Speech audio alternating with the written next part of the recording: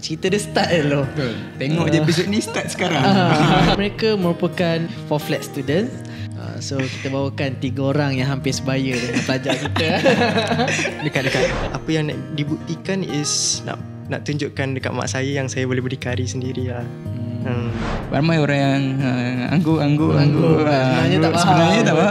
Cakap je faham apa tak yang, faham. apa yang fonetik. Jelas saya sendiri sebagai lecturer, saya fikir macam ni je. There's no such thing as stupid question. Okay, only stupid people who are too shy or too lazy, okay, to ask. Tapi masa masuk asasi ni, saya sedar sebenarnya dunia lagi besar daripada apa yang saya sangkakan lah.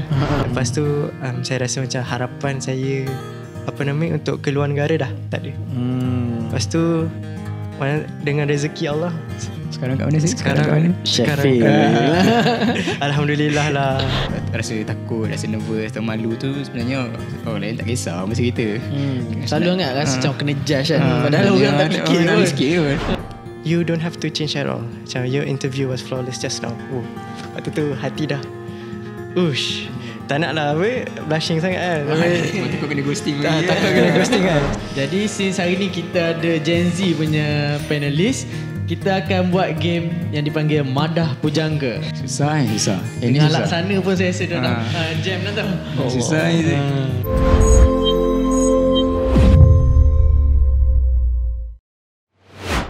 Baik, kembali kita ke dalam podcast Acidify Asasi Amplified. Dan dalam segmen kedua ini, kita bawakan 2 orang alumni. Masih dalam tema yang sama, iaitu biar seimbang, jangan tumbang. Dan bersama saya, kita ada 2 orang alumni. Kedua-dua mereka merupakan pelajar yang cemerlang, 4 flat students. Dan mereka juga cemerlang dalam bidang co-curriculum masing-masing. Jadi saya perkenalkan, di sebelah kanan saya, saudara Syed. Beliau merupakan alumni Asasi Kejuruteraan tahun 2023-2024 dan merupakan atlet olahraga UiTM bagi Sukan Asasi Malaysia. Dan di sebelah sana kita ada saudara Putra, alumni Asasi TESOL 2024-2025 dan merupakan jagoh debat pusat asasi kita lah. Alright, jadi apa khabar Syed? Alhamdulillah sihat. Putra? Saya alhamdulillah. All the way from Ipoh tadi. Thank you so much. Syed di mana tadi? Daripada rumah Putrajaya. Dari rumah Putrajaya je dekat. So again, thank you so much for being here.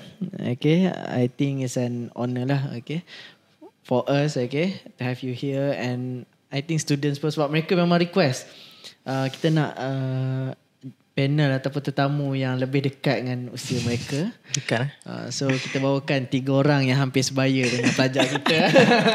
Dekat. Okey, baik. Jadi kita kepada saudara Syed dulu. Boleh ke Syed ceritakan kepada pendengar kita latar belakang Syed sikit dan juga macam mana boleh terlibat dalam sukan olahraga? Boleh. Nama diberi Syed Daniel Faris bin Syed Salikin. Umur sekarang 20 tahun. Januari ni masuk 21 tahun. Lepas tu sekarang saya Petronas Scholar and mengambil master's degree di University of Sheffield, United Kingdom. And sekarang ambil course Mechanical Engineering dan akan serve with Petronas after masters. University Sheffield Lepas tu untuk olahraga pula, bila start masuk olahraga ni, daripada sekolah rendah lagi sebenarnya, daripada darjah 1 sebenarnya dah start masuk olahraga. Masuk Majlis Sukan Sekolah Wilayah Persekutuan MSSWP Putrajaya. Sekolah mana dulu? SK Presin 14-1. Okay. So dari situ memang dah masuk lompat jauh, lomba lari 100 meter, 4x100 macam tu. Lepas tu start masuk sekolah menengah, lagi masuk kompetitif lah, masuk MSSD, masuk MSS Perak apa semua. Lepas tu alhamdulillah masuk dapat MSS Perak, dapat naik juara untuk 4x100. Lepas tu baru lastly masuk sukan asasi lah, untuk sukan olahraga juga. Syed jangan lupa mention sekolah mana tu Syed? Sekolah Tuanku Abdul Rahman. Sekolah Sir juga ni. Buat makluman semua, saya dan juga Syed ni kami satu sekolah. Betul. Bila cerita sekolah nampak macam sebaya lah. Walaupun bukan di zaman yang sama lah. Okay. Lepas tu sekarang pun dekat University of Sheffield masih main sukan olahraga bersama tim University of Sheffield. Okay. So memang sampai sekarang lah. Sampai sekarang. Pengetahuan semua Syed sekarang balik sama. Balik sama. Holiday, right. Okay, Putra, mungkin Putra juga boleh ceritakan kepada pendengar kita sedikit latar belakang dan macam mana boleh terlibat dalam arena debat ni. Okay, Assalamualaikum. Salam. Nama saya Putra Muhammad Alif Afiq bin Muhammad Faizul. Panggil Putra lah. Kalau nak ingat semua tu jenuh lah nak fikir. Panjang. Saya berasal daripada Ipoh Perak. Datang sini pun daripada Ipoh juga. Tak banyak pun nak cerita. Saya masuk debat sebenarnya daripada sekolah menengah. Lepas sekolah rendah tu adalah masuk macam public speaking, storytelling yang macam budak-budak sikit lah. Yalah, masa tu tak tahu apa-apa lagi kan. Tahu cerita je, tahu cakap banyak. Once upon a time. Once upon a time, tangan gerak-gerak macam ni lah. Lepas tu masa saya masuk sekolah menengah, saya pun sebenarnya dekat dengan Star. Cuma rumah dekat dengan Star, sekolah jauh di Pantai Timur. Sekolah mana dulu? Dulu saya sekolah SPP Integrasi Batu Rakit. Terengganu. Jauh daripada Ipoh. Jadi masa saya masuk kat situ, awal-awal ramai yang nampak saya boleh macam speaking sikit lah. Jadi dia tarik. Mula-mula saya tarik masuk bahas dulu. Lepas tu dia tahu boleh speaking, dia tarik pula masuk debate atau bahasa Inggeris. Jadi start daripada situ lah saya mula masuk daripada tingkatan 1.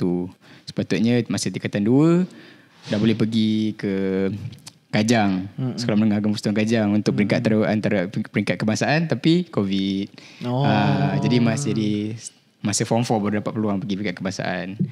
Lepas tu dekat Asasi lah saya pergi masa semester 1 pergi Universiti UiTM Samarahan. Dekat Sarawak, wakil Asasi untuk piala naik pengarah, piala naik chancellor, piala naik chancellor. Lepas tu saya pun ada pergi wakil untuk UT Mara Debate Club, iaitu cawangan besar dia lah dengan UiTM Shah Alam. Pergi sebab saya masuk selection dan ditarik masuk kat situ. Jadi secara total banyak juga, mungkin ada 4-5 tournament yang saya pergi sepanjang Kak Asasi. Paling jauh kat Samarahan. Okay. Pencapaian tertinggi dalam debat? Pencapaian tertinggi kalau dengan Pusat Asasi, saya menang champion dekat Taylor's Debate Open tahun 2024. Menang kategori pre-university sebab Asasi jadi masih layak lagi masuk pre-university. Champion kategori pre-university dengan / high school lah. Walaupun dah berumur sikit daripada high school. Okay. Dan sebenarnya debat ni bukan benda yang semua orang ramai yang nak mencuba lah. Tapi dia punya selection tu sebab dia 3 orang 4 orang je kan satu team. So very competitive lah. Alright, fast thinking juga debat ni. Betul. Dia kena quick. Okay, baik. Jadi soalan seterusnya kepada Syed lah kan. Syed masa di Asasi tu jadual padat antara kelas dan latihan olahraga lagi, tapi keputusan tetap cemerlang. Dan apa sebenarnya yang beri Syed motivation ataupun motivasi lah. Motivasi lah. Okay, kepada Syed waktu tu ada nak apa nak dibuktikan ke atau ada apa yang nak dicapai ke? Ada sangat.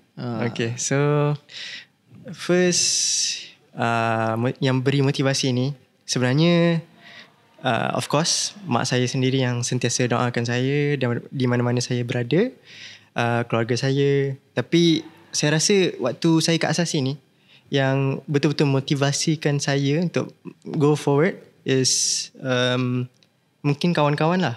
Housemate, friend lah tadi.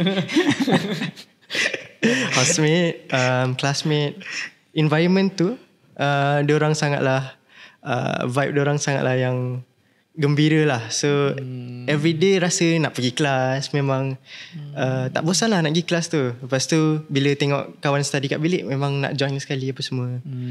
And diorang pun jenis yang support each other and tak macam menyindir macam downkan each other lah.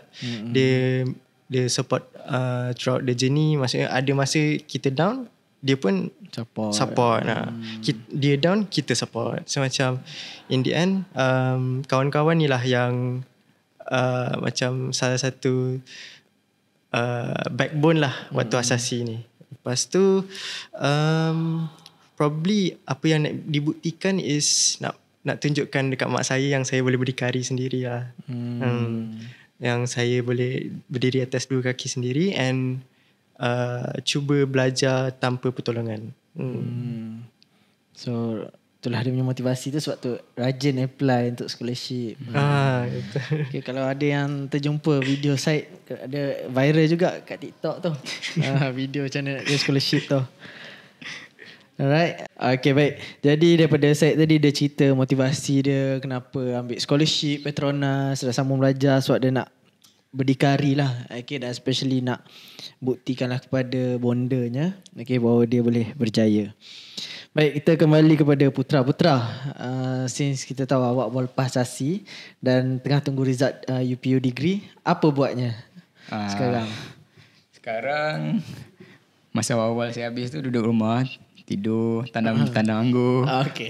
Tapi lepas dah lama sikit saya cari kerja lah. Sebenarnya lepas SPM hari tu pun saya dah kerja lah, fast food. Jadi sekarang saya kerja tempat sama balik. Jadi kerja untuk cari duit lebih sikit. Yelah, kalau ada duit lebih tak payahlah nak minta-minta lah dengan mak ayah. At least kalau ada nak beli apa-apa ke sebelum sambung nanti untuk degree, adalah simpanan lebih sikit. Okay.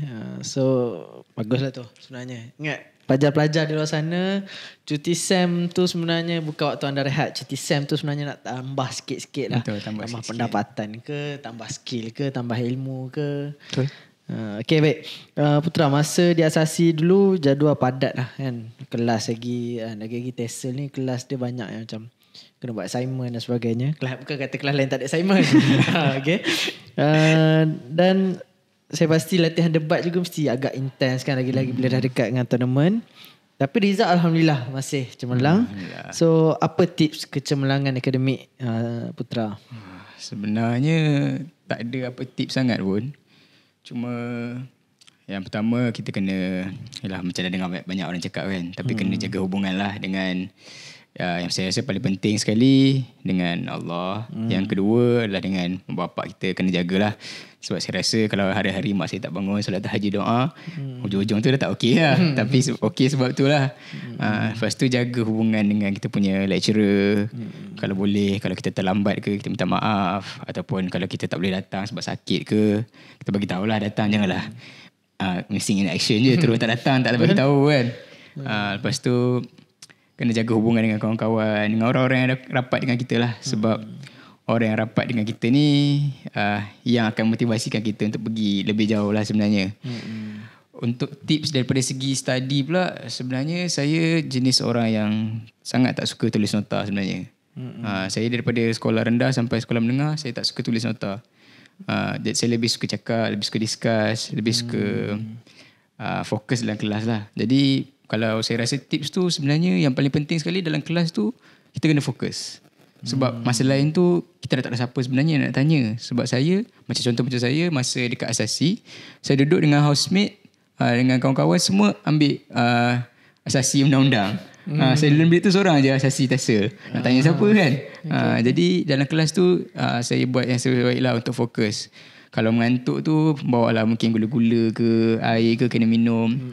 Sebab kalau kita tertinggal dalam kelas, kita sebenarnya boleh je tanya kelas terusnya, tapi kadang-kadang kita sebagai student sendiri rasa malu lah, takut tertinggal, rasa malu nak tanya. Bila kita malu nak tanya, dah tak tahu. Jadi perkara yang paling baik adalah untuk fokus dalam kelas. Kalau tak tahu, tanya. Ramai orang yang anggur. Sebenarnya tak faham kan? Cakap je faham apa tapi yang, tak faham. apa yang fonetik apa yang grammar ni tak faham kan. Tapi anggur jawab soalan kosong tengok tulis-tulis je. Jadi kalau tak faham sebenarnya kita tak payah nak malu nak tanya. Sebab sebenarnya dalam kelas tu semua orang datang pun nak belajar. Lecturer pun nak mengajar kan. Jadi tanya. Lepas tu tips untuk keseimbangan. Sebenarnya kita kena tahu mana satu prioriti kita pada setiap masa lah. Kadang-kadang prioriti kita untuk belajar secara akademik. Kadang-kadang prioriti kita untuk co-curriculum atau apa yang kita minat. Tapi jangan lupa juga prioriti kita untuk diri sendiri dengan hubungan dengan orang lain. Sebab banyaklah student yang tinggalkan, pentingkan diri sendiri tu. Walaupun kata pentingkan diri ke, tapi kadang-kadang ada masa yang kita perlu rehat seorang-seorang. Ada masa kita perlukan untuk berehat tu betul lah. Kadang-kadang kita tolak sampai dah tak larat, sampai dah pening kepala, terus tak boleh nak buat apa-apa. Jadi pentingkan juga diri sendiri tu, sebab at the end nanti kita cuma ada diri sendiri je, tak ada orang lain dah yang sebenarnya yang nak tolong kita kalau dah tak ada orang lain. Cuma kita ada diri sendiri je. Jadi simpan sikit masa untuk diri sendiri, untuk kita fikir balik apa yang kita kena buat. Benda tu banyak membantulah sebagai seorang student yang jadual agak padat, sebab kita tahu asasi fast track kan. Jadual memang padat lah bandingkan yang lain. Tapi janganlah biar kepadatan tu membuatkan kita tumbang. Macam tema kita hari ni. Okay, bagus. Nice. So betul lah, kita nak ada keseimbangan. Kita kejar akademik, kita kejar co-curriculum, kita kejar kawan-kawan, just simply lepak, mamak apa semua kan. Dan kadang-kadang kita nak bersendiri jugalah. So which is good. Okay, dan sebenarnya dalam kelas tu elok bertanya. Okay, bila saya sendiri sebagai lecturer, saya fikir macam ni je, there's no such thing as stupid question. Okay, only stupid people who are too shy or too lazy, to ask question. And quote ni sebenarnya diberitahu oleh Pak Nel, Azni Haji Nawawi kepada saya lah waktu saya pergi ke kelas beliau dulu. Dan seterusnya kepada Syed. Syed, boleh saya kongsikan dengan audiens berapa kerap saya berlatih olahraga dulu, especially waktu kat sukan asasi dululah, dan macam mana saya uruskan masa untuk belajar, at the same time nak siapkan assignment, nak study. So apa kaedah pengurusan masa dan pembelajaran yang digunakan? Okay, so bab pengurusan masa ni sangatlah penting, especially dekat asasi yang sangat fast track ni, sebab assignment and belajar semua memang pack, and nak fokus sukan semua memang pack. So apa yang saya buat selalunya before je nak masuk macam minggu yang pack, especially macam assignment ke, macam minggu tu assignment kena submit banyak. Lepas tu waktu tu juga ada training sukan apa semua, saya siapkan assignment awal. Siapkan homework awal. Maksudnya saya dah belajar konten yang minggu tu dan minggu seterusnya awal lagi. So nanti waktu saya masuk kelas, saya dah ada at least an idea of it. Kalau tak faham betul-betul pun, at least have an idea of it lah. Rather than macam going in blind lah.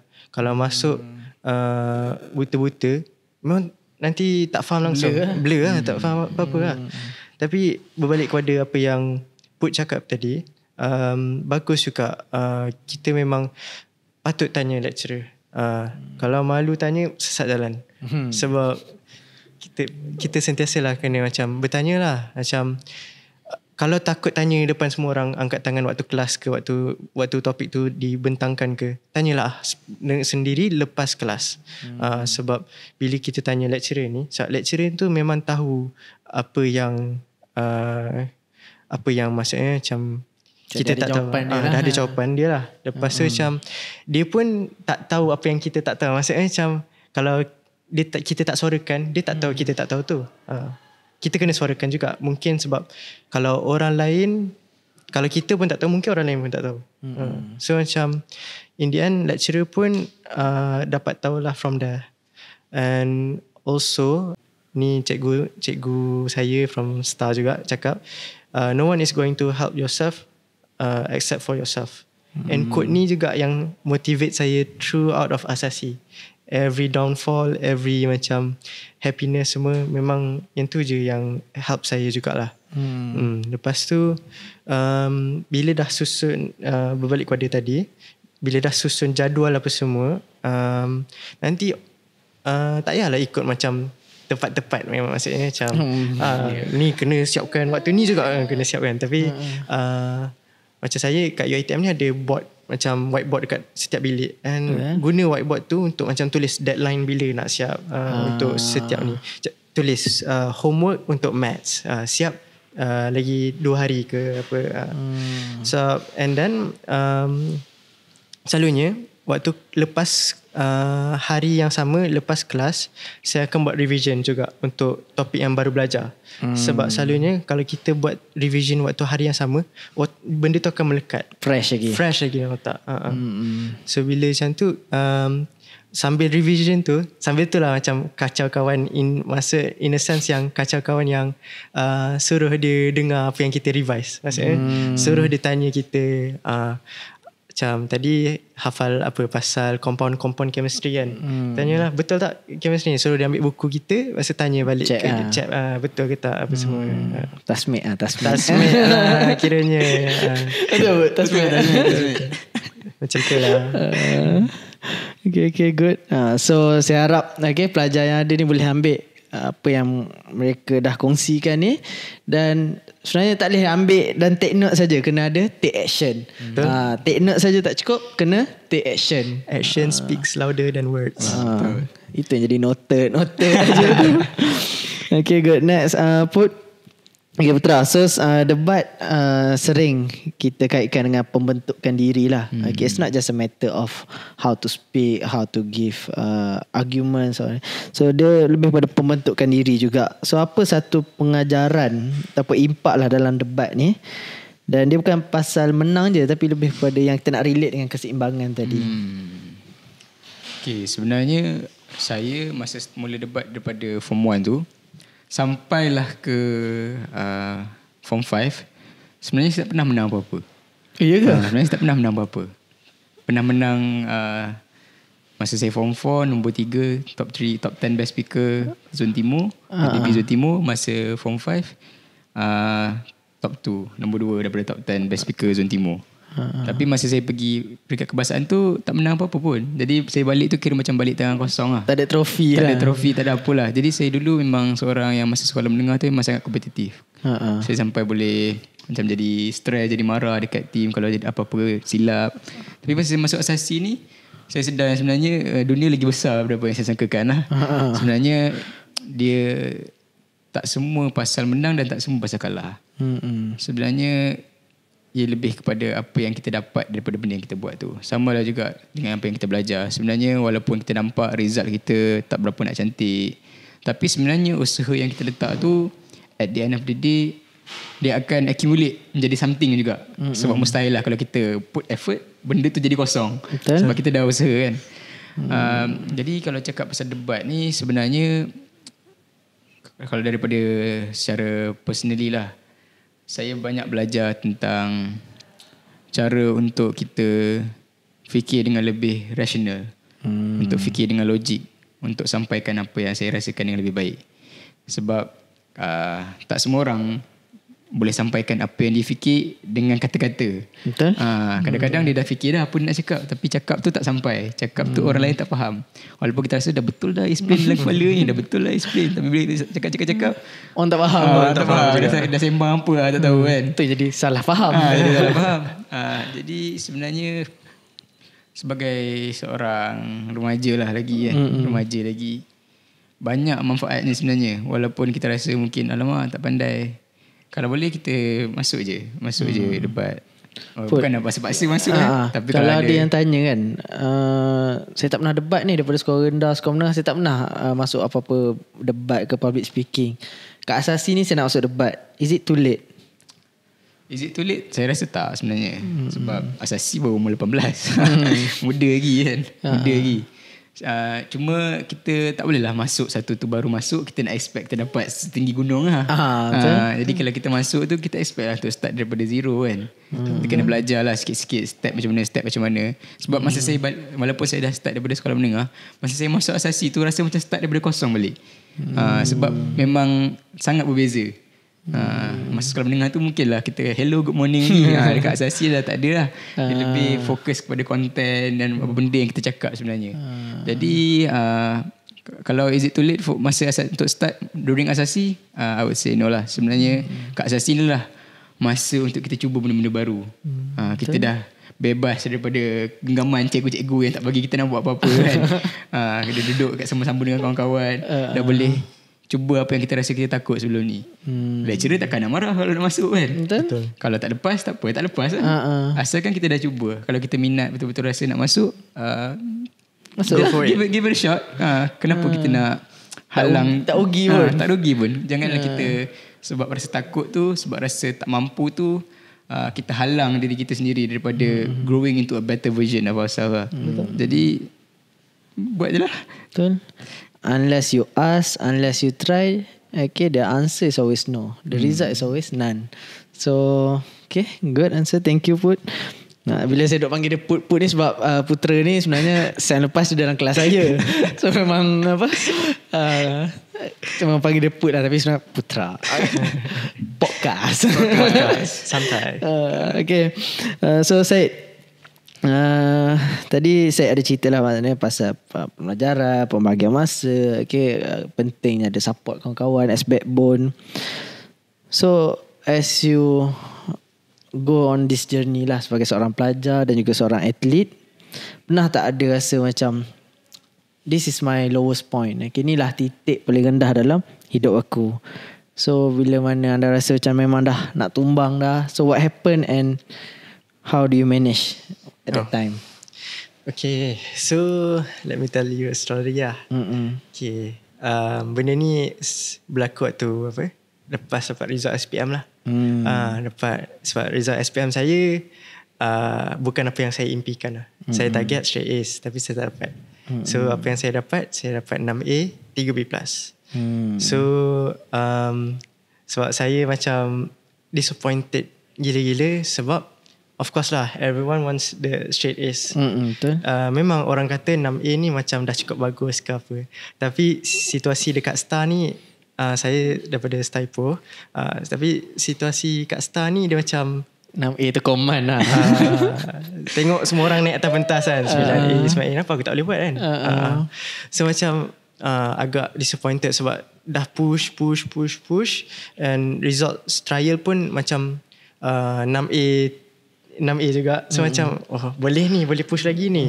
In the end tak dapat 9A tu agak sedih. And ramai kata sebab saya fokus banyak sangat sukan tahun yang saya SPM tu, saya banyak sangat fokus dekat olahraga sampai tak dapat fokus untuk belajar sekali.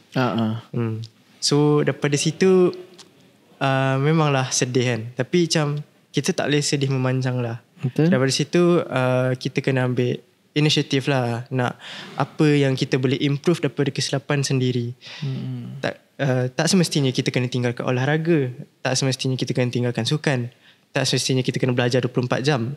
Tapi apa yang kita kena buat betul-betul is proper planning. Itu satu. Lepas tu macam mana saya buat is itulah proper planning throughout asasi lah. Saya nak ada goal, saya nak fall flat tu. Saya memang tulis dekat papan putih dekat bilik saya tu, saya tulis hashtag road to fall flat lah. Road to apa? 4 rata. Ya, road 4 rata. Misi 4 rata katanya lah. So macam memang takut lah nak tanya soalan ke apa, walaupun diorang memang datang dengan 9A ke apa ke, in the end kita sama-sama dekat institution asasi ni, kita belajar sama-sama, kita dapat result sama-sama, so macam kita belajar sama-sama. So masing-masing tanya masing-masing apa yang kadang-kadang dia tahu lebih pasal ni, kita tahu lebih pasal ni, so kita ajar masing-masing. Tak salah kalau kita mengajar orang. Mengajar orang ni akan melekat ilmu tu kat kita lah sebenarnya. So in the end saya nak ni lah improve diri saya daripada 6A tu. Saya macam nak dapatkan semua A tu. So lepas dah push hasil demi hasil lah orang kata kan. Dapat je result SEM 1, tiba-tiba tengok waktu tu on the way pergi Star kan, sebab saja nak jumpa guru kan. Tapi tiba-tiba hari tu dapat result pukul 9 pagi rasanya. Lepas tu buka result ke RNR, tengok semua A. Oh, okay. Semua A. Macam ni contoh kot. Ni contoh kot. Mungkin bukan saya punya kot. Result degree asasi. Result asasi. Okay. Dia fall flat. Macam contoh kot kan. Macam tak percaya lagi lah. So nenek saya kata, nenek saya pula tengok kan, dia kata, itu result kamu lah. Macam Allah. Macam tak percaya waktu tu dapat apa yang selama ni saya usahakan, dapat hasilnya. So macam sentiasa berusaha. kadang-kadang kita sentiasa bukan dekat atas, kita dekat bawah juga. So macam hidup ni macam roda, kadang kita kat atas, kadang kat bawah. So macam tu lah. Never give up lah on your dreams lah, macam tu. So saya rasa you dah macam dapat tak that redemption tu? Alhamdulillah dapat, and saya rasa nak continue lagi, go forward. And to be honest kan, yang waktu saya titik rendah tu, antara yang feeling saya waktu saya dapat result tu, sebab kan boleh tunggu nama sebut kan, untuk dapat siapa dapat 9A kan. Tapi saya terus check waktu tu siapa je tak nangis kan. Kalau saya waktu tu saya nangis agak teruk. Lepas tu saya rasa macam harapan saya untuk keluar negara dah tak ada. Lepas tu dengan rezeki Allah, sekarang kat mana sih? Sekarang kat mana? Sheffield. Alhamdulillah lah. So macam kadang-kadang macam saya terfikir, kalau saya dapat straight A, mungkin saya tak keluar negara. So macam apa yang saya nak highlight is Allah ada jalan untuk kita. Kita kena sentiasa trust in dia punya plan lah. Timing tu lah. Timing tu dah betul dah. Kita je tak tahu sebenarnya. So apa yang kita boleh buat, kita sentiasa bersyukur apa yang kita ada. Nak buat yang tak, kalau yang tak nak tahulah Syed punya jadual waktu especially dekat Sukan Asasi dulu, dia training malam. Dia pergi stadium pukul 6, dia balik kat pukul 1 pagi kan. Lewat malam kan. Dah seminggu 2 kali. Nak dekat tournament tu kadang sampai 3 kali seminggu. So it's not easy lah. Saya kenal coach dia tu. Jadi macam tu lah padatnya waktu tu. Okay, thank you. So saya rasa mesti sekejap lagi ramai nak bertanya kan, macam mana nak belajar keluar negara. So nanti kita nantikan. Baik, kepada Putra, kembali kepada masih dalam perdebatan lagi lah, ataupun ni bila dalam universiti ni bola pelajar tahu ada nak kena buat presentation kan, dan ada juga dia kena polish lah sebenarnya dia punya public speaking skill, communication skill. So based on your experience lah, boleh tak share sikit tips ataupun benda yang praktikal pelajar asasi kita boleh buat untuk polish dia punya communication or public speaking skill? Kena jadi tak malu. Jadi tak malu. Jadi tak malu sikit lah. Masa yang kita perlu je untuk jadi tak malu. Sebab ada yang dah bangun tanya nama pun macam bisik-bisik kan. Malu tak bertempat. Malu tak bertempat sangat lah. Sebenarnya itu mainan minda kita sendiri je.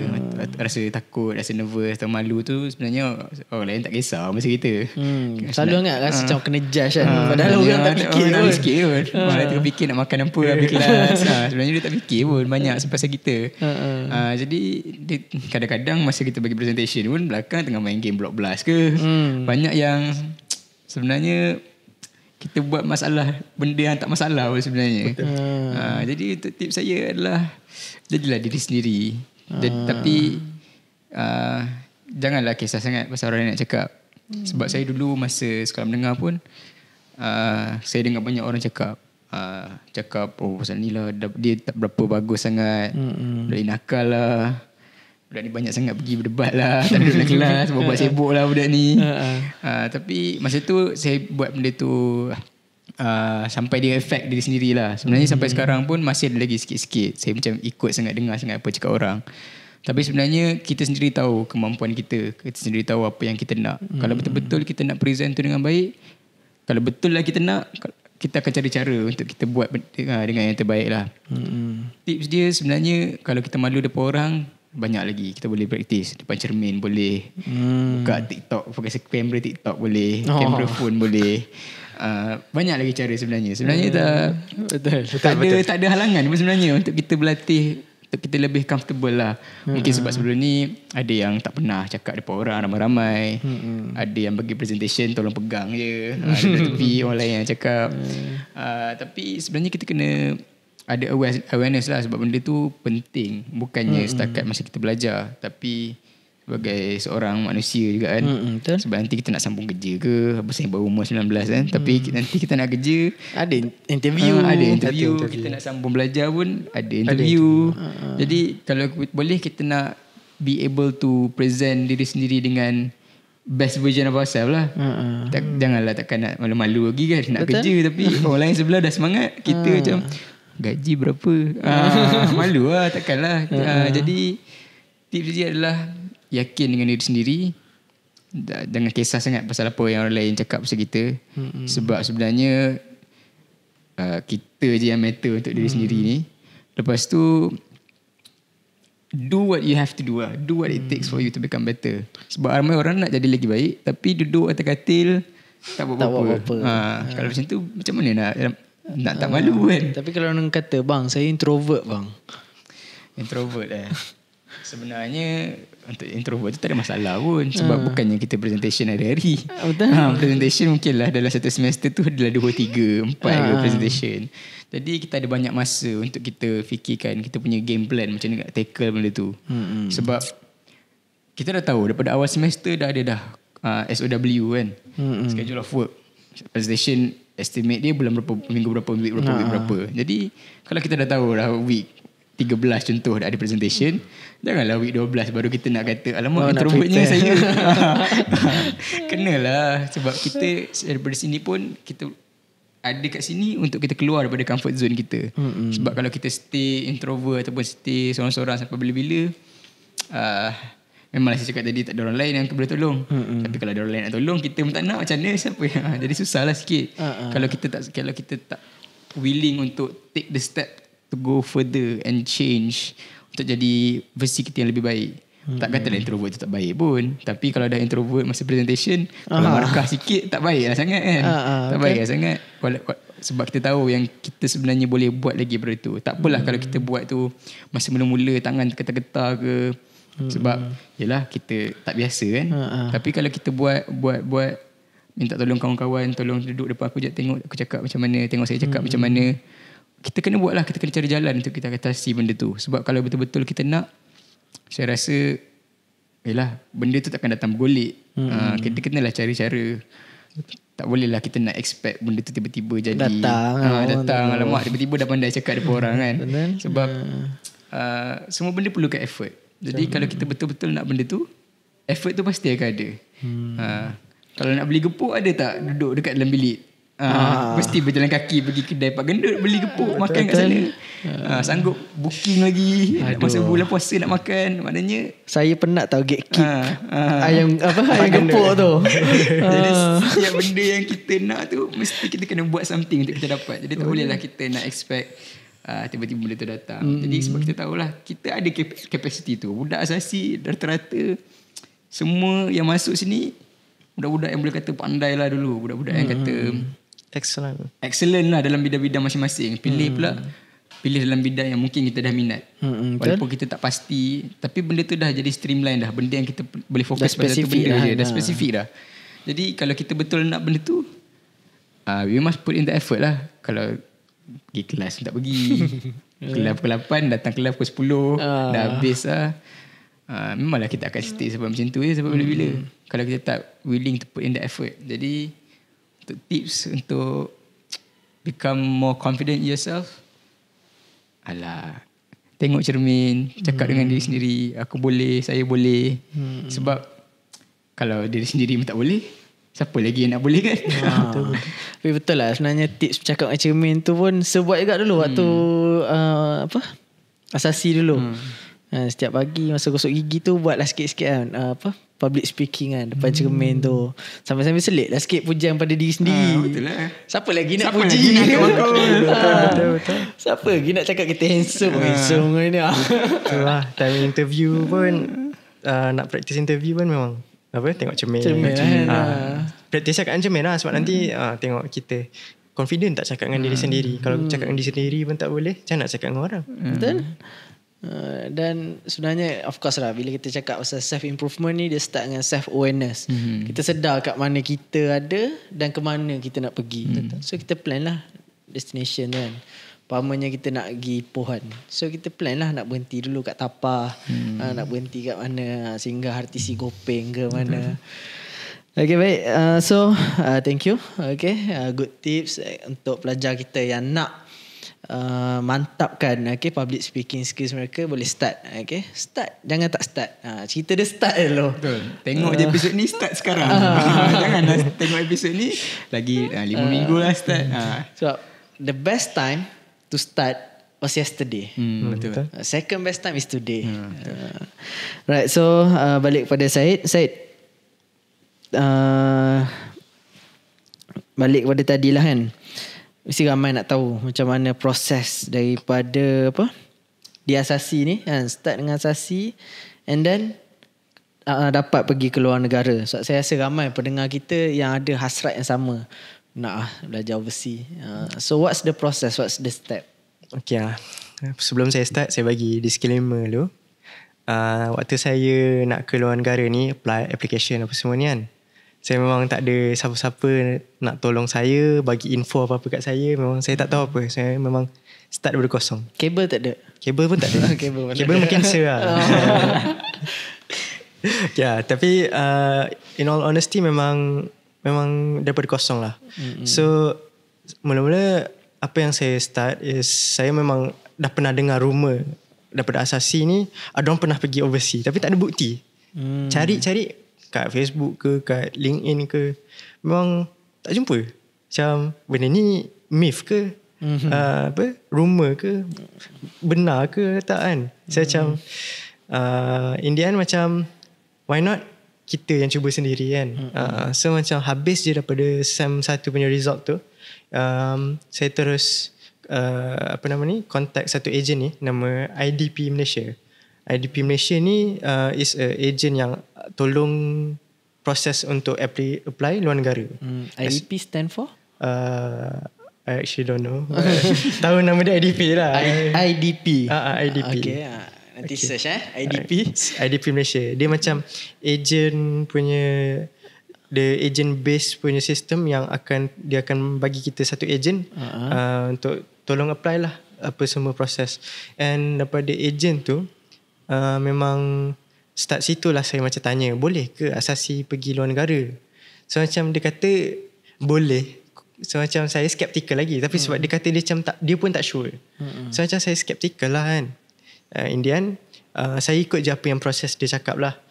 Bagi apa macam sijil SPM, result foundation, apa semua kan.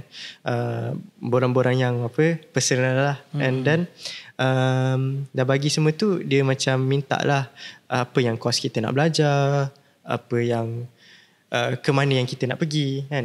Since saya tak tahu nak pergi mana apa semua, tak tahu universiti apa yang akan accept asasi ke apa, saya minta dia suggest. And dia suggest University of Leeds, University of Sheffield, University of Southampton, University of Bristol and University of Bath.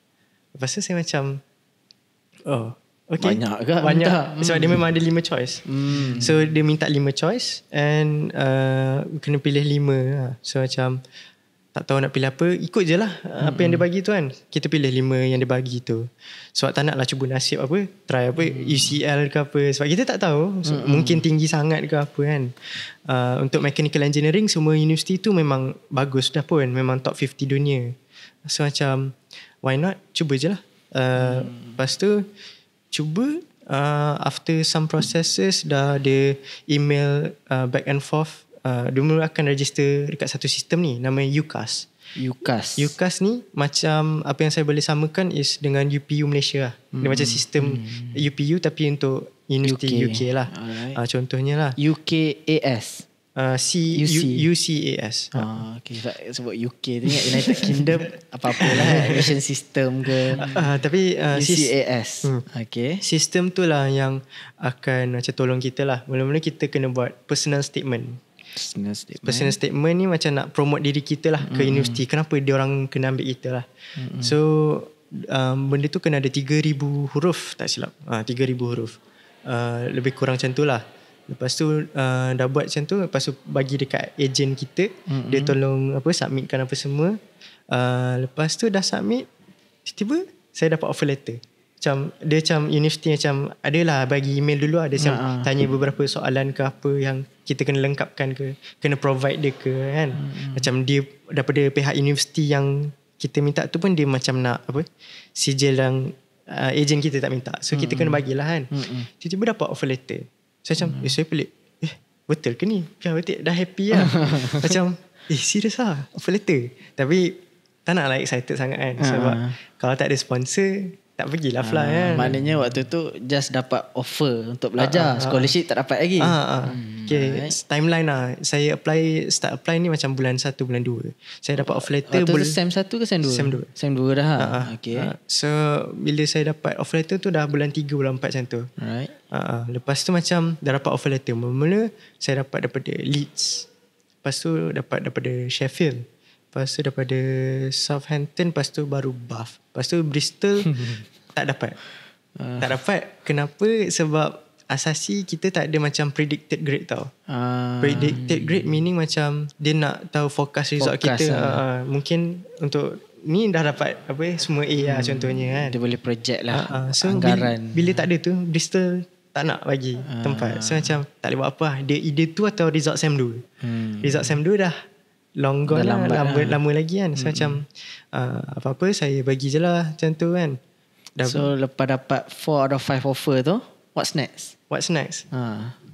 Scholarship hunting. Scholarship hunting. So macam mana saya buat scholarship hunting tu? Saya dah lah tak tahu macam mana nak apply scholar kan. Sebab lepas SPM saya tak dapat peluang. Tak dapat apply nak peluang. So macam tak tahu lah nak apply. Macam mana nak apply kan. Kawan-kawan semua dah apply waktu SPM kan. Macam hebat. Kita pula tak boleh apply kan. Lepas tu tiba-tiba now it's the chance kan. Mula-mula search ada satu Telegram ni. Tanyalah kawan yang dah pernah apply scholarship kan. Dia bagi Telegram channel tu yang untuk beasiswa Malaysia lah. So masuk dalam tu. Lepas tu hari-hari scroll tengok update apa yang scholarship ada. Tengok dia punya requirement. Dia terima ke asasi ataupun Praha University kan macam tu. So macam tak banyak pun. Memang sikit je. Yang saya jumpa waktu yang saya apply tu macam a few lah. Saya tulis dekat whiteboard saya. Gamuda scholarship deadline. Yayasan Daya Diri punya deadline. YTL Cement punya deadline. Petronas punya. Lepas tu CIMB. Lepas tu a few more lah. WTU Mara apa semua saya tulis lah. Lepas tu macam saya start apply lah. Oh ya Allah. Scholarship punya application tu benda paling penat lah rasanya. Renyah lah banyak dokumen. Dokumen tu kena bagi. Kena buat essay ke apa? Ada dah lah kena buat essay. Ada yang kena buat video. So macam ya Allah dah lah tak pernah alami benda ni. So macam tak prepared lah. So bila kena hantar dokumen. Sebab dokumen ni kena dapat sign daripada orang yang macam apa, pengesahan daripada grade tinggi lah katanya kan. So leceh lah, kena minta dokumen ni lah, dokumen tu lah. Semacam ya Allah penat lah. Lepas tu baru stage 1 kan. Tu belum baru masuk stage 1 tu applying process. Masa dah tulis essay apa semua. Kadang ada yang soalan susah, kadang soalan senang. Tapi senang sangat sampai kita rasa tu trick question. So macam kadang-kadang overthinking. So macam kadang ada yang video suruh minta kita explain and all. Lepas tu 1 month go by kan. So macam ada macam yang reach out to me back is Gamuda. Yang lain ghosting. Petronas masa tu belum lagi? Belum lagi. Waktu tu Petronas tak apply lagi lah. Cakap pasal ghosting ingat kan kena ghost dengan crush je. Scholarship pun boleh kena ghost. Scholarship pun boleh ghost. Okay, so dah apply yang Gamuda tu kan. Lepas stage 1 dia kata. Okay, stage 2 psychometric apa semua kan. Macam ujian macam tu kan. So buat tu okay. Waktu tu tak fikir apa sangat sebab nak pergi kelas kan. Buat je lah kan. Jujur je lah. Lepas tu lepas buat tu 1 week after that dapat apa nama ni, stage 3 kot tak silap. Kena buat video. Kena buat video macam jawab soalan dia lah. Lepas tu ghosting. Master ghosting. Macam mana pun? Biasa lah tu. Biasa tu. Bukan dengan orang je kita kena ghost. Bukan orang je kena ghosting. Scholarship pun boleh ghost. Dunia ni kejam ya. Ini kejam. Hard reality. So lepas kena ghosting dengan muda tu bila mendengar daripada Petronas? So saya start apply Petronas waktu habis apply Gamuda, habis ghost tu tersilap lah. Dah move on lah. Dah move on lah. Macam saya kata kat diri saya rasa scholarship ni saya boleh. Saya rasa macam tiba-tiba rasa macam ni macam kena dengan kriteria sebab dia ada tulis apa all rounder apa nama ni, lepas tu macam academic wise and sports punya wise macam curriculum lah. Saya macam boleh cuba. Saya macam then cuba. First stage is apply kan, yang apply tu kan, tu pun dah terus ada video yang kena buat, kena explain interview terus. Rasa macam wow. Second stage yang sama, psychometric. Third stage interview. Interview tu face to face ke online? Online Lagi lah. Tapi dia bukan macam interview Petronas SPM dia dalam group. Ini individu. Okay. Tapi yang tak shock dia sehari lepas saya final. Macam satu paper dia at least dia sehari lepas saya final. Tapi macam sakit gak nak study final and study nak interview. Prepare untuk interview. So kena balancekan lah final dengan interview punya study lah, preparation tu. Sebab memang tak tahu apa-apa lah pasal interview ni kan. So memang apa yang saya buat memang study lah. Study pasal untuk exam tu study lah, normal lah. Tapi untuk interview tu apa yang saya buat, saya memang research throughout Petronas punya website tu pasal engineering, mechanical engineering lah, spesifik apa job role, apa job scope kat situ. So rupanya saya find out ada 13 job scope. And hafal lah semua 13. Hafal lah semua 13 tu. Memang waktu interview tu betul-betul jawab tu dia pun kata wow, saya pun tak tahu. Dia pun tak tahu. So macam banyak mula ke. apa yang saya boleh simpulkan lah daripada interview last interview tu, dia tanya apa last tu dia tanya ada apa-apa soalan tak. Saya kata if you were in my shoes right now, what would you have changed during the interview or after the interview kan. Dia kata you don't have to change at all. Macam your interview was flawless just now. Waktu tu hati dah tak nak lah blushing sangat kan. Takut kena ghosting Takut kena ghosting kan. So macam Takut pehok lah. So macam in the end macam kita happy je. Terima kasih macam lepas tu fast forward bulan 7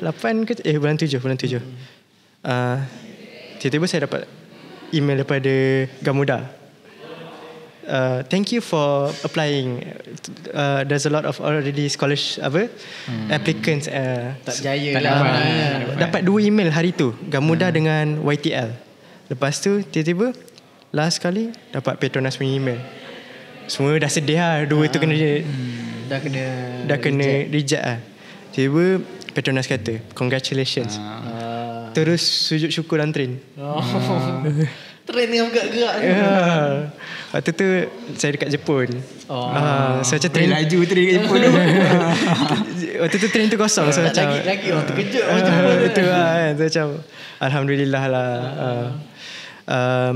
Itulah cerita untuk dapat scholarship. And then prepare apa semua dokumen yang itu perit juga nak prepare dokumen. Walaupun dah dapat tu perit jugalah. Lepas tu dapat scholarship, dah dapat conditional offer letter tu, maksudnya macam dia banyaklah proses dia juga sebenarnya. Tapi mungkin tu saya cerita kat tempat lain. Tapi in the end, alhamdulillah saya dah belajar habis tahun dekat UK. Lagi 3 tahun saya habis. Yang bagusnya Syed ni, dia balik cuti sama, dia datang jumpa lecturer-lecturer dia kan. Betul. Kita kena hargai lecturer-lecturer kita yang ajar kita sebelum ni. Ya, walaupun saya tak mengajar lah Syed sebab saya Tyson lah. Putra saya mengajar. Tapi kalau ada yang nak bertanya lebih lanjut boleh contact boleh, saya. Boleh. Okay. Boleh drop mungkin di ruangan komen kita lah. Dan kita akan contact kan lah, hubungkan kepada saudara Syed. Ini sebab kita dah cakap soal interview kan. Putra baru-baru ni dia baru lepas interview untuk ijazah sarjana muda pendidikan TESOL lah. Jadi mungkin Put nak cerita juga sikit pengalaman temu duga tu in terms of preparation juga. Okey, sebenarnya saya untuk EPU saya dapat 4 interview. Interview pertama interview undang-undang dekat UIA. Interview kedua, interview undang-undang dekat UiTM Shah Alam. Pergi ke tak? Pergi. Semua saya pergi. Interview ketiga, temu duga Fakulti Pendidikan Ijazah Sarjana Muda Bahasa Inggeris, Kepujian Universiti Kebangsaan Malaysia. Yang keempat, TESOL UiTM. Tapi first choice TESOL UiTM lah. Ini ikut urutan interview. So interview TESOL UiTM tu yang paling last sekali. Yang last sekali. Jadi sebenarnya untuk interview kita kena prepare mengikut apa yang kita nak. Walaupun kita mungkin daripada bidang yang berbeza, contoh daripada saya ambil TESOL tapi pergi interview untuk degree law, janganlah buat tak tahu kan. Kenalah kita kena ambil tahu juga pasal isu-isu semasa, pasal law, kena tahu sikit apa pun yang member kita belajar. Tapi saya alhamdulillah sebab memang saya daripada SEM 1 sampai SEM 2 housemate memang law. Jadi dia orang dah study, mudah zikir kuat-kuat, baca kes saya dengar. Jadi macam tangkap sikit-sikit. Buat modal borak tu boleh lah. Buat modal borak tu boleh lah. Jadi sebenarnya untuk interview ni kita kena prepare beberapa perkara lah. Perkara yang pertama, kita kena tahu institusi apa yang kita nak masuk. Kita kena tahu pasal institusi tu. Masa tu saya hafal lah apa nama dekan undang-undang kat UiTM Shah Alam, siapa profesor mana. Jadi kita kena tahu yang tu. Seterusnya kita kena tahu apa kelebihan diri kita sendiri. Dan kita kena tahu kelemahan diri kita sendiri. Sebab untuk masa interview saya dekat Puncak Alam untuk TESOL UiTM, dia tanyalah apa cabaran yang saya hadapi masa saya dekat asasi. Jadi kita kena tahu lah benda tu. Jadi kalau kita tak tahu apa kan, susah nak cakap, nak fikir on the spot pun susah kan. Jadi kita kena tahu masa dekat asasi tu, lepas habis asasi tu kita kena fikir dah sebenarnya kita dapat result apa yang kita boleh improve, apa kelebihan kita. Jadi kita kena boleh jadikan benda tu sebagai pengajaran satu, dan kita boleh jadikan benda tu sebagai nampak macam kelemahan tapi jadikan sebagai motivasi. Sebab saya cakap masa interview tu saya cakap yang saya time management tak berapa nak baik sangat, ataupun saya tak berapa nak boleh allocate masa-masa tertentu untuk study subjek ni, ataupun saya suka study last minute. Jadi masa tu saya kena dah fikirkan lah macam mana untuk saya selesaikan tu kan. Jadi masa SEM 2 saya cakap lah yang saya walaupun tak tu saya study untuk tengok past paper, tapi dia tanya lagi soalan. Dari soalan tu berkait, dia tanya lagi soalan. Itu nampak macam rote learning, ataupun rote learning macam belajar untuk jawab exam je lah, bukan untuk belajar. Jadi dia tanya, saya setuju ke dengan benda tu? Sebenarnya tak. Sebenarnya tak. Tapi benda tu saya buat sebab masa tu yang paling efektif untuk asasi. Sebab asasi ni laju kan. Sebenarnya kita kena belajar pada setiap masa. Setiap saat tu kita kena ambil masa untuk kita belajar. Bukan last minute je. Jadi masa tu kita nampak yang kita boleh kenal pasti ataupun pinpoint mana kita punya kelemahan. Dan kita boleh tahu apa action yang kita ambil untuk atasi kelemahan tu. Jadi yang pertama kita kena tahu lah diri sendiri. Tahu diri sendiri. Tahu yang kedua lah, yang pertama tadi tahu pasal institusi kan. Lepas tu tahu pasal bidang apa yang kita nak ambil. Kalau nak ambil bidang pendidikan ke, bidang macam saya untuk contoh undang-undang ke. Macam saya tadi lah, study job scope. Macam saya juga study job scope. Sebab kita kena datang prepared lah. Sebab kita kena fikir yang datang interview tu bukan kita seorang. Yang datang tu beratus-ratus orang, tu beribu-ribu orang yang datang nak sambung belajar kan. Jadi kita kena nampak macam kita ambil berat. Dan memang kita kena ambil berat pula. Sebab yelah masa depan kita kan. Kalau tak buat betul-betul tak dapat nanti sedih pula seorang-seorang, menangis tak berlagu kan. Jadi simple sebenarnya. Sebelum kita buat apa-apa untuk interview tu, study lah sikit. Macam exam juga sebenarnya. Study. Tak boleh ada duduk rumah je kan. Sebab kita dah tahu dah kita akan dapat interview tahu awal. Jadi kita kena ambil masa untuk kita study, untuk kita faham. Sebab mestilah tahu, mestilah ada orang yang dah interview mungkin sehari awal daripada kita ke. Kalau tak ada nasib baik kita hari first, terpaksa lah study dengan diri sendiri ataupun tanya senior-senior kan. Ataupun tengok podcast ni. By the time hari pertama tu dah banyak dah video TikTok. Ada banyak dah video TikTok cakap pasal interview ni macam ni. Jadi maknanya banyak cara untuk kita practice ataupun kita tahu kan. Jadi kita kena buat lah preparation tu sikit. At least kalau kita rasa tak mampu nak buat secara berpanjangan pun, last minute pun tak apalah. Last minute lah daripada tak ada apa-apa. Tapi kalau boleh siapkan daripada awal. Okay, so mungkin waktu nak dekat UPU application nanti mungkin kita boleh revisit the topic of macam mana nak buat excel dalam interview, macam mana nak pilih course yang tepat dan sebagainya lah. Tapi untuk conclude, I think interview ni dia bukan sebab nak cari siapa yang terbaik. Of course nak cari terbaik, tapi it's about cari siapa yang best fit for that scholarship, for that course, for that institution kan. So kadang calon ni bagus tapi tak fit dengan culture ataupun requirement yang company ataupun institusi tu nak lah. So of course lah, kita as candidate bila kita nak, kita kena make sure lah kita fit into whatever yang requirement dia dah buat lah. Okay, so sekali lagi kita sangat bertuah kerana kita ada 2 orang alumni yang cemerlang akademik, okay, seimbang akademik dan juga co-curriculumnya. Tak tumbang lah. Okay, so kita doakan, okay, semoga saudara Syed dan juga saudara Putra terus berjaya, okay, dan memberi inspirasi lah kepada ramai lagi di luar sana. So Syed, kata-kata terakhir kepada pendengar kita. Kata-kata terakhir sentiasa bersyukur apa yang kita ada sekarang, sebab mungkin satu hari nanti benda yang kita ada sekarang kita tak ada. Apa yang saya boleh bagi contoh, apa yang saya ada kat UK, waktu saya kat UK tak dekat Malaysia, tak dekat situ tapi ada kat Malaysia. Maksudnya macam lebih rindu kat Malaysia lah. So Malaysia contoh ada makanan sedap, makanan murah, apa semua.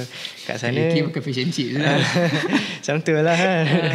So macam peribahasa apa, hujan emas di negeri orang, hujan batu di negeri sendiri. Hujan batu di negeri sendiri. Tapi lebih untuk game jap lagi ni. Lebih baik di negara sendiri. Hujan batu di negeri sendiri. Itulah daripada saya. Okay. So appreciate whatever you have. Betul. Okay, daripada Putra. Saya speaking sikit. No problem. Boleh appreciate what you have before you lose it. Sama juga macam saya tadi. I think a lot of us take for granted what we have, and we tend to forget how much those things actually do and motivate us to go further, right? And a reminder for everyone, including myself, to not be too hard on yourself, because at the end of the day, I think everyone will put in the effort and have put in the effort into trying to become a better person or trying to become a better student in general. So not every failure that happens in your life is ultimately your fault, and not every failure is ultimately a failure. As long as you're willing to try again, as long as you're willing to get back up, as long as kita usaha lagi, it will be okay at the end of the day. I think a lot of people feel like, alamak, susah study, nak keluar, susah study, tak boleh. So because I felt that at one point while I was in sekolah menengah, but I'm here now. I managed to go beyond the vices and all the struggles that I face. So trust me, believe in Allah's planning. Don't be too hard on yourself. Appreciate those around you and appreciate the things that they've done for you before you lose them, and then masa tu baru nak kalut dah tak ada dah. And whatever that is yours, that is meant to be yours, will always come back to you. Berdamailah dengan takdir sekejap, walaupun mungkin tak dapat scholarship ke, mungkin tak dapat course yang kita nak ke, mungkin tak dapat result yang kita nak. Mungkin masa yang akan datang, benda tu akan datang kepada kita. Doalah lebih sikit, usahalah lebih sikit. As long as we keep going, insyaAllah ada sinar. Betul. Deep tu. Deep lah. Tambah sikit lah. Boleh. Kalau everything is not going right and macam nothing is happening your way, and find Allah. Allah will show you the way. Okay, and akhir kata lah daripada saya. Okay. Sebelum kita menamatkan segmen pada kali ini, sebenarnya dalam hidup ni kita kena tak boleh sentiasa memandang ke atas. Okay, sekali-sekali kita kena pandang ke bawah supaya kita tak lupa akan kita punya blessing. Okay, we don't forget our own blessing lah. Okay, apa nikmat yang kita dah ada. Betul. So jangan lupa untuk bersyukur lah. Dan bila kita nak mengejar kebaikan, kita tengok orang yang lagi baik daripada kita supaya tahu betapa kecilnya, betapa hinanya kita ni lah. Dan of course dalam hidup ni dia tak akan tamat sampailah ianya betul-betul tamat lah. Maksudnya kita dah tak ada dalam dunia ni lah. So selagi mana nyawa dikandung badan, usahalah. Alright. So that's a wrap for segmen kedua. Kita akan terus kepada segmen akhir kita sekejap lagi, di mana kita akan test kita punya audience. Adakah mereka boleh mengenal ataupun meneka maksud peribahasa ataupun kiasan. Okay, we'll be back soon.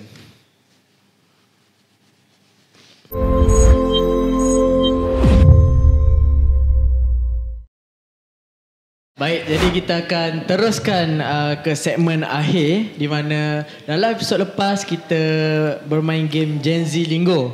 Sebab kita punya tetamu pada waktu itu adalah senior.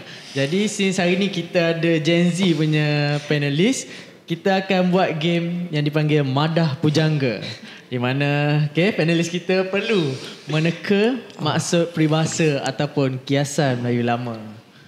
SPM dulu, BM? Allah, A-. A- Putra? A+. Okay. Kita akan lihat lah. Innalillah. Okay, baik. Jadi peribahasa yang pertama, laksana burung diam dalam sangkar, mati hinggap tak mati terbang. Sekali lagi Sekali lagi. Laksana burung diam dalam sangkar, mati hinggap tak mati terbang. Susah. Ini dengan susah. laksana pun saya rasa dalam jam lah tau. Susah ni. Laksana burung di dalam sangkar. Burung dalam sangkar, mati hinggap tak mati terbang. Ada.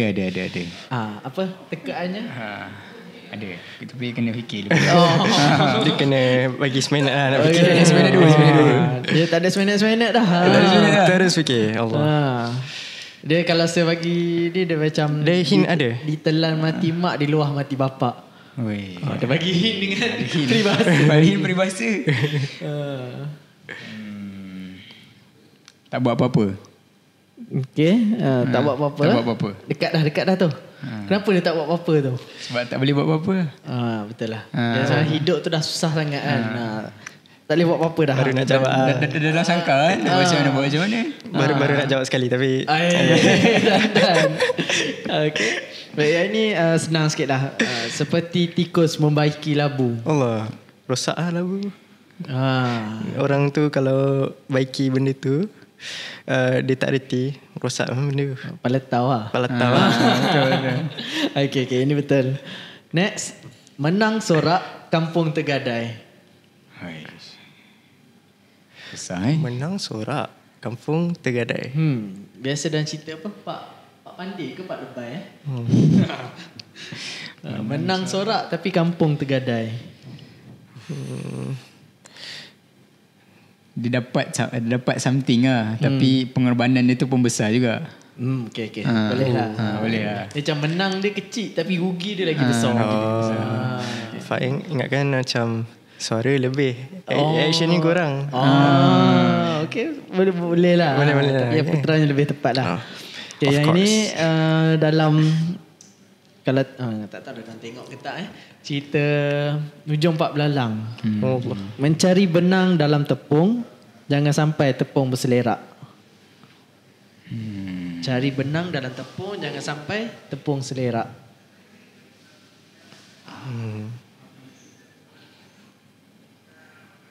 Nak cari benang ni dalam tepung ni, jangan sampai tepung selerak. Berhati-hati. Betul. Hati-hati. Berhati-hati dalam menyelesaikan masalah, jangan sampai timbul masalah lain pula. Gitu. Rasa macam dalam kelas pula. Macam balik sebelum SPM dulu. Ni macam cikgu Okay. Dan last. Api padam, puntung berasap. Api dah padam tapi puntungnya masih berasap. Benda dah habis, kesannya masih ada. Masih panas lah. Betul. Macam masalah rupanya dah selesai tapi rupanya ada lagi. Rasa marah lagi kan. Okay. So last ni yang kata golden goal. Golden goal Golden goal. Kera di hutan disusukan, anak di rumah mati kelaparan. Sorry? Tak ada. Tak ada. Okey, kera di hutan disusukan, anak di rumah kelaparan. Buat sesuatu yang tak penting sebenarnya. Benda yang penting tu kita tinggalkan. Lebih kurang. Lebih kurang. Setuju. Dia lebih mengutamakan orang luar daripada tanggungjawab sendirilah. Boleh lah tu. Boleh lah. Okay. Kalau tak gol atas line lah. Online lah. Kena check VAR lah. Kena check VAR tapi okey masuk. Alright, jadi dengan berakhirnya segmen game kita pada hari ini, sekali lagi saya mengucapkan ribuan terima kasih kepada kedua-dua panelis kita, saudara Syed dan juga saudara Putra, atas kesudian berkongsi pengalaman dan juga kisah mereka kepada pendengar kita di luar sana. Jadi kita akan berjumpa lagi di episod akan datang. Okay, this is Acidify Asasi Amplified. It's a wrap. Bye-bye. Bye. Bye-bye.